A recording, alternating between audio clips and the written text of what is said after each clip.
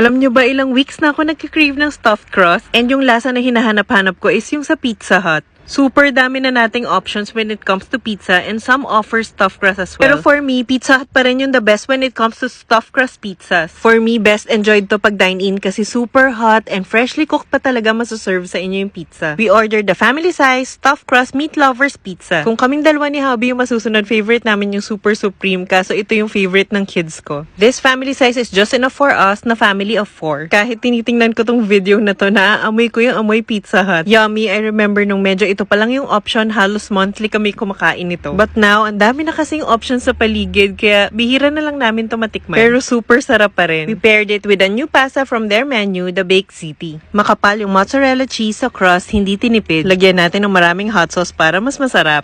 Yummy! This is the perfect cheat day food. May pagka-curry flavor nga pala yung ilang meats na kasama dito. This Baked City is so cheesy and also delicious. Pero pag sinabi kasing Baked City, yung sa Sbarro pa rin yung favorite ko. But our family enjoyed this one pa rin and simut sarap. The stuffed crust mozzarella cheese is not the stretchy type pero masarap pa rin yung lasa. Masarap yung ginagamit nilang mozzarella cheese dito sa Pizza Hut. Yan ito ko kumain, I saved the best for last. Ang sarap kasi papakin ng stuffed crust alone. Medyo expensive na nga lang si Pizza Hut ngayon. For the pizza and pasta, we paid 1,300 plus. Wala pang drinks pero pwede na rin pag sobrang tindi ng cravings namin sa Pizza Hut.